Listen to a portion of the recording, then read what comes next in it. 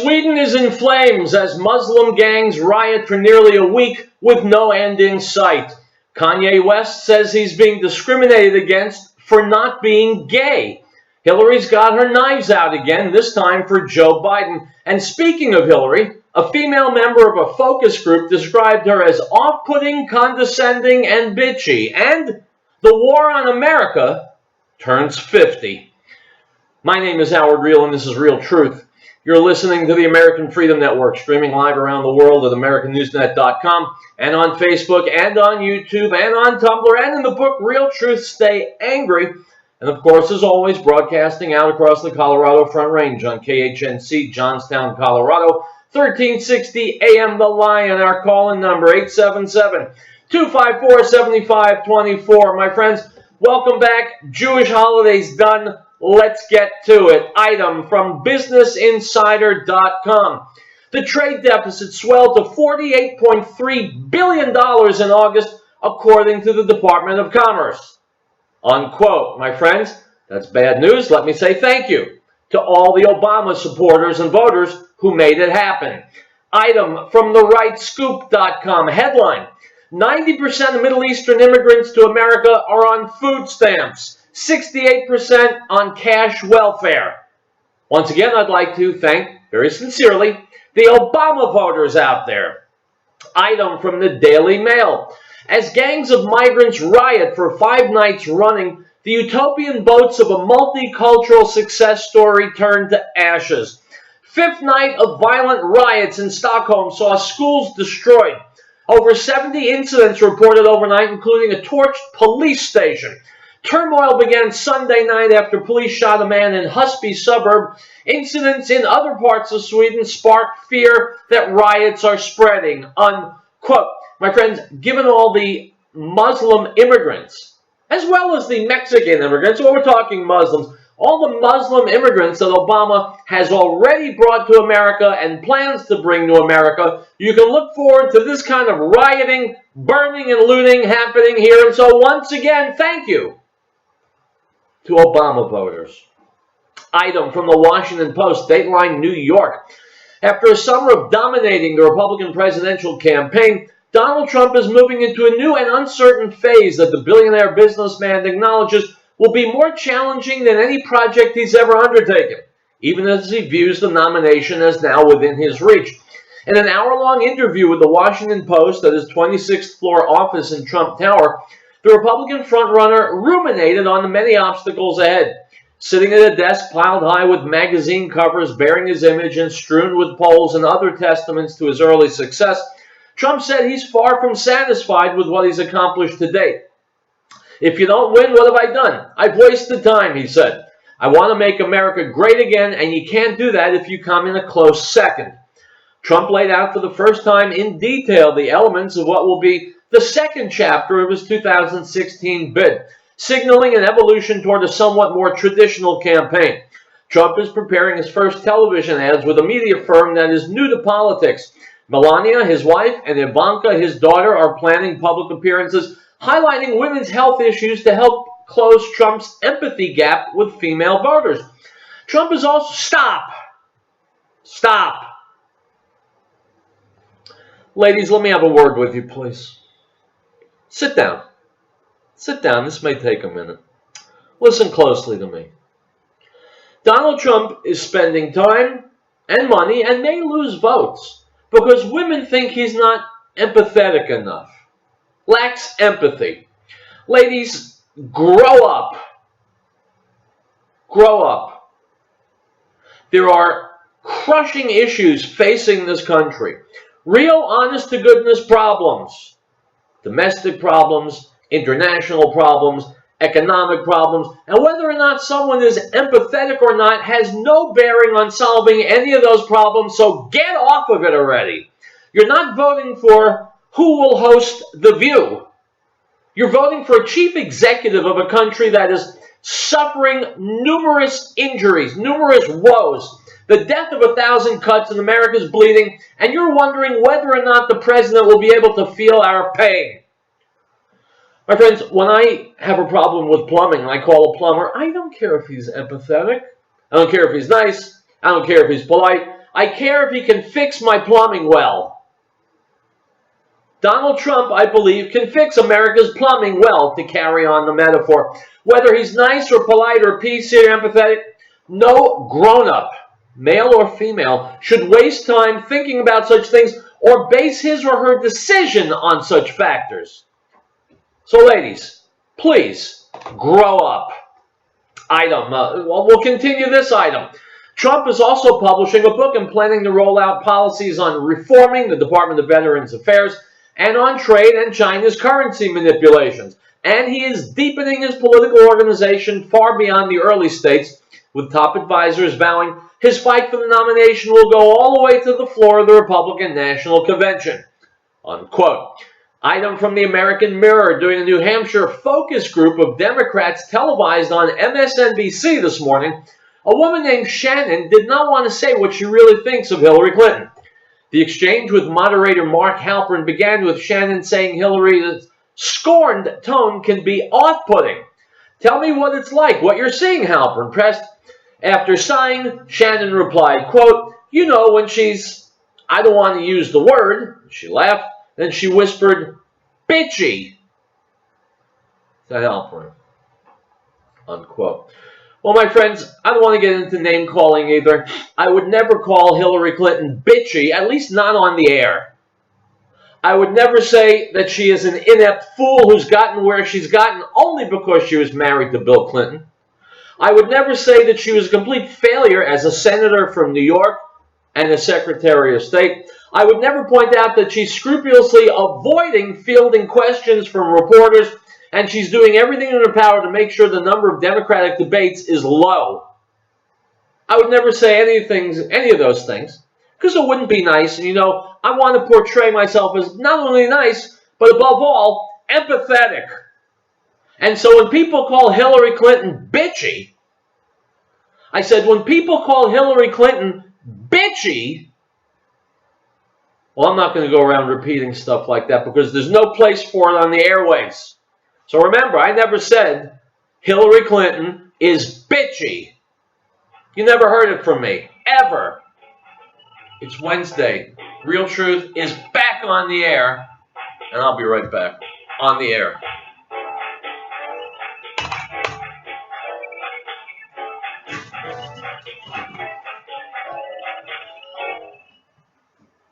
Ladies and gentlemen, Mr. Tom Phillips, founder of the Green Earth. Well, it had to happen. When Colorado legalized marijuana, most people thought the Green Earth was a marijuana dispensary. Also, it was legalized on January the 1st, 2014, the same day we opened our new location at 4565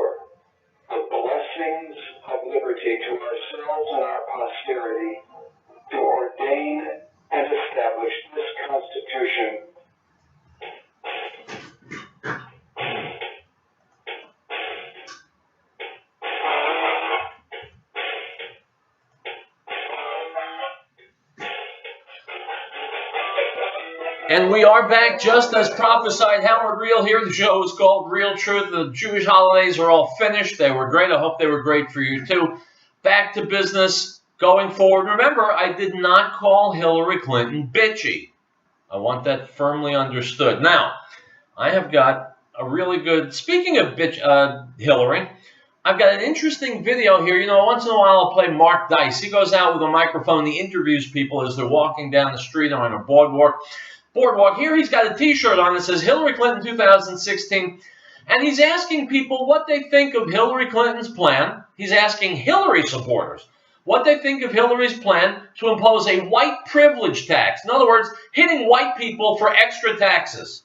These are Hillary supporters. Let's listen to what Mark Dice gets. Hillary Clinton has announced her plan to help redistribute some money into the minority community through the white privilege tax reorganization program. Do you think that's the right decision? Does Hillary have the right idea for the... I mean, I trust him. I trusted Bill when he was in office, and I'm pretty sure he's in her ear, advising her what to do. So I trust it. The white privilege tax to help out with the minority community is probably the right thing to do. I think so. To help redistribute some of the money into the minority communities. Yeah, I think she should help redistribute into the minority community. With the white privilege tax. With the white privilege tax. Further just getting people's opinion on her program. Okay. You're welcome. Is Hillary Clinton's white privilege tax long overdue? Somebody had been implemented that many years ago. The program is called white privilege tax? The white privilege tax, just to help out with the income in the minority communities. I mean, yeah, absolutely. Absolutely. I agree. White privilege is college? Yeah, very good. So Hillary Clinton has announced the white privilege tax redistribution program. You think it's long overdue? Yeah, absolutely. I think, we should definitely be aware of what white privilege is, redistribute to minorities. Distribute white people's Absolutely agree, yeah. Agree. Yep, please.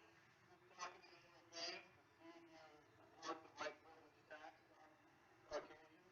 Yeah, right on. Okay. Now, my friends, look, keep in mind, as you're listening to these people who are obviously profoundly stupid, their choice for president is Hillary Clinton. They think she's just a bitchin' candidate. And I didn't say she was bitchy, but she's a bitchin' candidate. Oh, you understand. All right, let's go back. Clinton has announced her new plan to help fight racism with the white privilege tax to give back to the minority communities. I think that's the right thing to do to help move America forward. Yeah, why not? We're all in this thing together. We're going to help each other out. We're all in this thing together. We got to help each other out. So let's tax people differently based on their race. That's what Hillary supporters believe. We're going to tax you based on the color of your skin because, after all, isn't that what America's all about? God help us. And if the white people have, they get a little bit more money, the white privilege tax is going to offset that and redistribute the wealth. You think that can happen? Yeah, it's economic growth right there. It's economic growth. Yeah, just redistributing the money. Just redistributing the money. That's my take on it. What do you think about it? That's all I got. Okay. You think that's the right thing to do? Is that a good plan to help out fight racism? Right now. Why not? Any other comments on the white privilege tax to end racism? Legalize marijuana, baby. Legalize marijuana. Whoever's about it, that's who's getting my vote. Okay. Again, my friends, let me remind you, these are Hillary voters. This guy will vote for anyone who will legalize marijuana. This is the level of intelligence that is supporting Hillary Clinton for president. Let's continue because this is so funny, I want to cry. It's time that we support her plan. You think that would be good for the communities?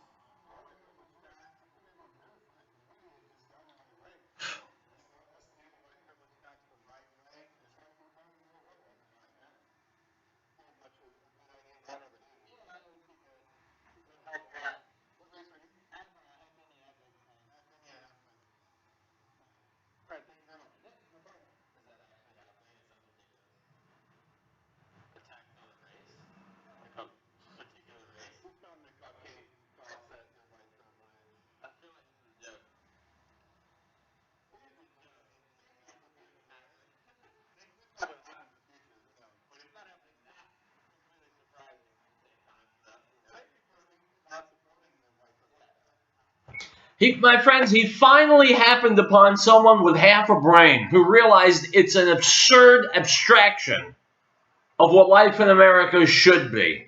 Someone finally got it. And I'm willing to bet, I don't know, but I'm supposing, this guy is not a Hillary supporter, and that's why he's got something on the ball. Let's move on. Item from the BBC. Hamburg has become the first German city to pass a law allowing the seizure of empty commercial properties in order to house migrants. The influx of migrants has put pressure on the authorities of the northern city to find accommodations. Some migrants are sleeping rough outdoors. Hamburg's law takes effect next week, unquote. My friends, speaking of people who are profoundly stupid, Germany is in the midst of being destroyed, and they're inviting in more of the people who are destroying them. Now, that's what I call profoundly stupid. You know, I used to know a guy actually from Hamburg, and he got sick and tired of people making fun of him, calling him a hamburger, so he moved to Frankfurt. Item from Bloomberg. Target Corporation is removing gender labels from most of its children's departments after customers complained about signs designating certain toys for girls.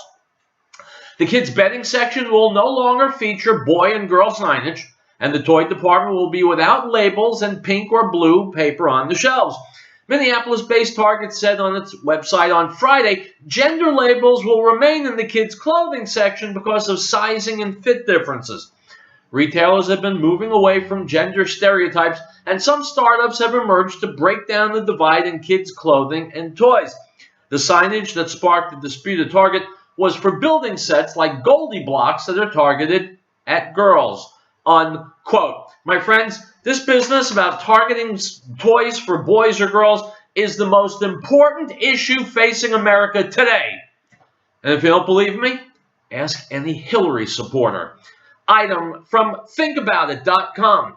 A U.S. Supreme Court ruling has forced the Smithsonian Institution to release classified papers dating from the early 1900s that proved the organization was involved in a major historical cover-up of evidence showing giant human remains in the tens of thousands that have been uncovered all across America and were ordered to be destroyed by high-level administrators to protect the mainstream chronology of human evolution at the time. The allegation stemming from the American Institution of Alternative Archaeology that the Smithsonian Institution had destroyed thousands of giant human remains during the early 1900s was not taken lightly by the Smithsonian, who responded by suing the organization for defamation and trying to damage the reputation of the 168-year-old institution. During the court case, new elements were brought to light as several Smithsonian whistleblowers admitted to the existence of documents that allegedly proved the destruction of tens of thousands of human skeletons reaching between 6 and 12 feet in height. A reality mainstream archaeology cannot admit to for different reasons, claims AIAA spokesman James Sherwood, unquote. My friends, I don't know if it's true or not. I merely report it. Item from Reuters, Dateline DC. The 500 largest American companies hold more than $2.1 trillion in accumulated profits offshore to avoid U.S. taxes and would collectively owe an estimated $620 billion in U.S. taxes if they repatriated the funds, according to a study released on Tuesday. The study by two left-leaning nonprofit groups found that nearly three-quarters of the firms on the Fortune 500 list of biggest American companies by gross revenue operate tax haven subsidiaries in countries like Bermuda, Ireland, Luxembourg, and the Netherlands. Excuse me, my friends, this is vitally important for two basic reasons. Three basic reasons. Number one, the money outside the United States is not helping our economy. Two, it points out the fact that lawyers and politicians have been colluding for decades and decades to create loopholes that cost America, deplete American jobs, and benefit only the corporations. Three, Donald Trump has said that he will do something about this. He's lowering corporate taxes in order to bring this $2.1 trillion back into our economy, which to me makes all the sense in the world. Anybody else talking about doing this? No. Item from the Daily Cause. This news report out of New Mexico is so disturbing it's hard to imagine this could happen in America. Talk about an unreasonable search. The incident began January 2nd, 2013 after David Eckert finished shopping at the Walmart in Deming. According to a federal lawsuit, Eckert did not make a complete stop at a stop sign coming out of the parking lot and was immediately stopped by law enforcement. Eckert's attorney, Shannon Kennedy, said in an interview with KOB that after law enforcement asked him to step out of the vehicle, he appeared to be clenching his buttocks. I'll say that again, my friends, in case you got a little static on the radio. He appeared to be clenching his buttocks, his butt. Law enforcement thought it was a probable cause to suspect that Eckert was hiding narcotics in his anal cavity. While officers detained Eckert, they secured a search warrant from a judge that allowed for an anal cavity search. Initially, the doctor on duty refused the search, citing it as unethical. Unfortunately, after several hours, hospital personnel relented and did the search. Here's what happened to Dave Eckert at the hospital. While there, Eckert was subjected to repeated and humiliating forced medical procedures. A review of Eckert's medical records, which he released to KOB, and details the lawsuit shows the following happened. 1. Eckert's abdominal area was x-rayed. No narcotics were found. 2. Doctors performed an exam of Eckert's anus with their fingers. No narcotics were found. 3. Doctors performed a second exam of Eckert's anus with their fingers. No narcotics were found. 4. Doctors penetrated Eckert's anus to insert an enema. Eckert was forced to defecate in front of doctors and police officers. Eckert watched as doctors searched his stool. No narcotics were found. Number 5. Doctors penetrated Eckert's anus to insert an enema a second time. Eckert was forced to defecate in front of doctors and police officers. Eckert watched as doctors searched his stool. No narcotics were found. 6. Doctors penetrated Eckert's anus to insert an enema a third time. Eckert was forced to defecate in front of doctors and police officers. Eckert watched as doctors searched his stool. No narcotics were found. 7. Doctors then x-rayed Eckert again. No narcotics were found. 8. Doctors prepared Eckert for surgery, sedated him, and then performed a colonoscopy where a scope with a camera was inserted into Eckert's anus, rectum, colon, and large intestines. No narcotics were found.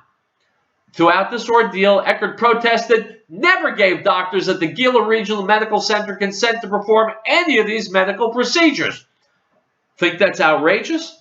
David Eckert has since been billed by the hospital for all the procedures, and they're threatening to take him to collections.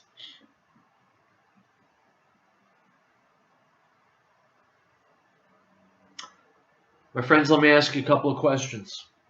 Number 1, what are you planning on doing about this? Because, you know, just as it happened to poor Dave Eckert, it could happen to you, or your father, or mother, or spouse. It could happen to your son or daughter. If you think it couldn't happen to any of them, you're wrong. It can even happen to you. Number 2, looking at what police put this poor soul through. I mean, this qualifies in my mind as torture. The only question that occurs to me is, why do people hate cops today? Why are people shooting police officers?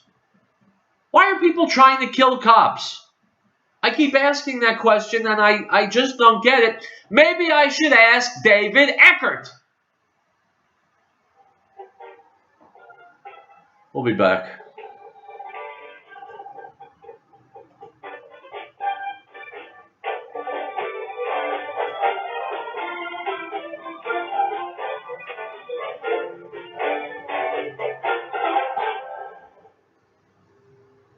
If catastrophe struck, would your family be prepared? Are you confident you wouldn't react in a panic? Is there one place to get all of your emergency supplies? Paris Survival Experience and confidence and preparation, not panic or fright. Paris Survival, located at 3366 South Broadway, is a professional, reputable, full-service business providing quality, realistic preparedness supplies at an affordable price. Go online, stop by, or call 303-781-0343. Paris Survival. Companies putting LLC for your mind spent 76 children away from their parents less than 5 minutes when they disappeared.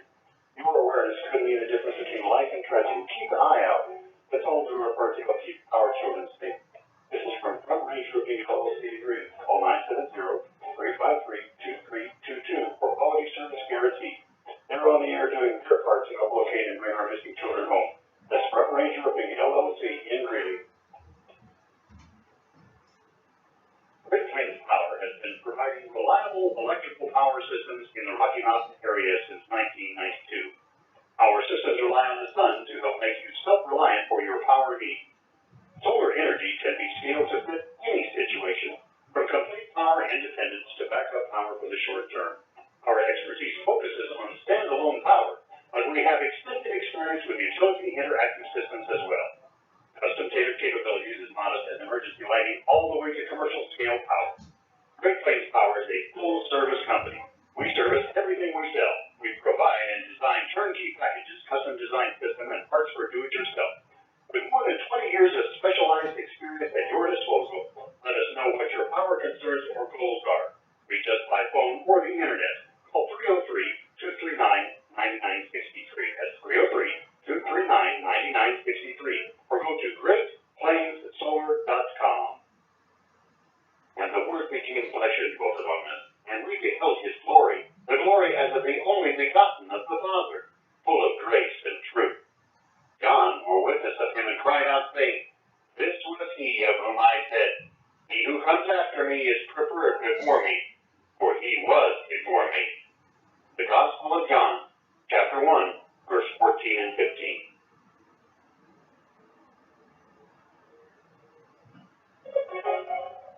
We hold these truths to be self-evident, that all men are created equal, that they are endowed by their Creator with certain unalienable rights, that among these are life, liberty, and the pursuit of happiness, that to secure these rights, governments are instituted among men, deriving their just power from the consent of the governed.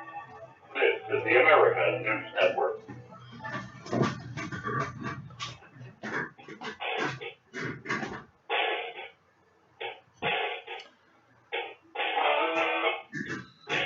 Sometimes I just don't know. Sometimes I just don't know. Okay, here's some people who do know. Bill Hemmer, Martha McCallum, Fox News, interviewing Ted Cruz. Let's listen in. Central Senator Ted Cruz is running for president on the Armed Services Committee. With me now in Washington. Senator, how are you? Welcome back to you. Thank you, Bill. Good morning. Good to with you. Here is the quote from our folks in the Pentagon. The first time it happened, we thought the Russians got lucky. Then it happened 2 more times. How dangerous is this, Senator? Look, it is extraordinarily dangerous, and the tensions between Russia and America are only escalating. And sadly, this is a direct manifestation of the weakness of the Obama-Clinton foreign policy, leading from behind. This is what it produces. And we've got a reality now that Vladimir Putin not only doesn't respect the President of the United States, but he considers him a laughing stock. And that is profoundly dangerous for America and the world. And we're seeing the chaos in Syria and the chaos in Iraq is also a direct consequence of the failed foreign policy of this administration. Let me go to a number of things. You heard what the President said last Friday at the White House. Have at it, Russia. We tried, we failed. Have at it. They'll be there for a long time. Is he right about that? No, of course he's not. And this is what happens. You look at leading from it. It's one of the most honest characterizations of the Obama-Clinton foreign policy. America recedes, and so Russia is stepping in and taking advantage. I'm reminded of former Democratic Senator Scoop Jackson's characterization of the old Soviet Union. He characterized them as a burglar who walks down the halls in a motel, jiggling the door handles to see what's open, and to go in run. In this instance, Putin is being opportunistic. There's an opportunity to go to Syria to strengthen his position to become a dominant force in the Middle East, and that's possible only because America is so weakened that it's created the opportunity for them to do so. And unfortunately, what we're seeing is our friends and allies are getting the message that President Obama is not a reliable ally, and at least Putin, you know what you're getting, and our enemies are learning that America can be trifled with. There's nothing to worry about there, but Putin's far more dangerous. That is very bad for America and for the world. Given what's happening right now, we can debate decisions of yesterday. What should our role be? And what should our role be in cooperation, perhaps with Russia? Are we now finding ourselves moving toward that direction, or not? No, I don't think so at all. No one in their right mind would believe Putin's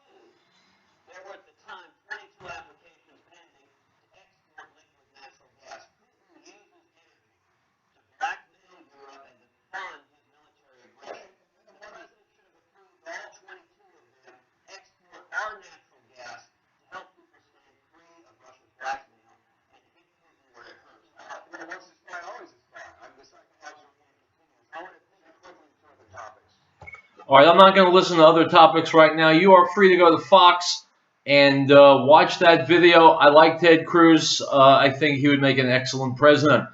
Item from the Times of London. Hundreds of thousands of failed asylum seekers will be deported from Europe within weeks under secret plans leaked to the Times. Brussels will threaten to withdraw aid, trade deals, and visa arrangements if countries such as Niger and Eritrea refuse to take back their economic migrants. The proposals also envisage EU states detaining thousands of migrants to prevent them from absconding to avoid deportation. Unquote. My friends, it's a step in the right direction. But whether or not Niger and Eritrea take them back, they should go. Regardless. Go where? I couldn't care less. Item from truthandmedia.com. Alexei Pushkov, the head of the lower house of the Russian Parliament's Foreign Affairs Committee, told French website European One that the United States airstrike campaign was a failure and the U.S. was only, quote, pretending to stop the advancing Islamic State. I think it's the intensity that's important. The U.S.-led coalition has pretended to bomb Daesh, that's ISIS, for a year without results, Pushkov told Europe One. If you do it in a more efficient way, the result will be known, he added. Unquote. My friends, Obama's not doing anything in an efficient way because he doesn't want to destroy the terrorists. He is friends with the terrorists. Item from the Economic Collapse blog. The federal government uses very carefully manipulated numbers to cover up the crushing economic depression that's going on in this nation. For the month of September, the federal government told us 142,000 jobs were added to the economy. If that was actually true, that would barely be enough to keep up with population growth. Sadly, the truth is that the real numbers are actually far worse than that. The unadjusted numbers show the U.S. economy actually lost 248,000 jobs in September, and the government added more than 1 million Americans to the not in the labor force category. When I first saw that number, I truly believed it was inaccurate, but you can find the raw figures right here, and there's a link there. According to the Obama administration, there are currently 7.9 million Americans that are officially unemployed, and another 94.7 million working-age Americans that are, quote, not in the labor force. That gives us a grand total of 102.6 million working-age Americans that do not have a job right now. Once again, thank you to the Obama voters out there. We'll be back. All right, guys, you won't be back because I'm about to end this video. However, you go to AmericanNewsNet.com and you'll be able to, at various times throughout the day, today and tomorrow, listen to the show. Even better, you'll be able to go to my Facebook page, Real Truth Radio. Probably you're there right now, right? Wasting my breath again. And listen to the show. Listen, share it with people. We need to get this information out. People need to talk about these things. If all they're talking about is empathy, well, between you and me, those aren't really voters that we need voting, is it? So we got to ramp up the discussion, get more facts into it, more solid issues, because that's what will save us. I'll be back tomorrow. Stay angry.